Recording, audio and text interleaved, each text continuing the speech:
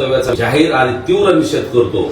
तसंच त्याला सांगणं चुकीच्या पद्धतीने वागण्यापेक्षा आणि तुला जे कुणी असं करायला लावतंय आणि दोन समाजामध्ये वाद निर्माण करून कुणाला तरी याच्यातून काहीतरी समाजात तेढ निर्माण करायची का, हा प्रश्न सुद्धा या निमित्ताने निर्माण होतोय। काही मागेही त्याने मला शिव्या दिल्या, एका महाराजांना शिव्या दिल्या होत्या, आपले बेलेश्वरचे महाराज आहेत त्यांना शिव्या दिलेल्या आहेत, स्वप्नील भायगरकर यांनाही त्यांनी शिव्या दिलेल्या आहेत। हे मग तो स्वतः करतोय का याला कोणीतरी करायला लावतोय, याच्या मागे कोण आहे हे सुद्धा शोधलं गेलं पाहिजे।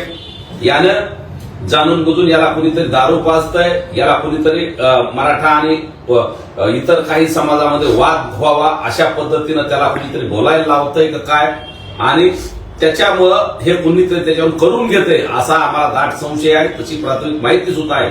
त्यामुळे याच्या खोलात जाऊन पोलीस बांधवांनी प्रशासनानं तपास करावा। याच्या अगोदर मी शिवाजीनगरला बांगर साहेब तिथं पीआय आहे 3-4 त्यांच्याकडे तक्रार दिलेली आहे, परंतु त्यांना तो अद्याप आरोपी सापडलेला नाही। त्यांच्या कारवाई त्याच्यावर अजून मागच्या गुन्ह्यात काही झालेली नाही। वेळोवेळी सगळ्यांनी पोलीस प्रशासनाला सांगितलेलं आहे, तरी हा व्यक्ती त्याचं हे गैरवर्तन सुरूच आहे। आणि आज मनोज दादाला तो गोळ्या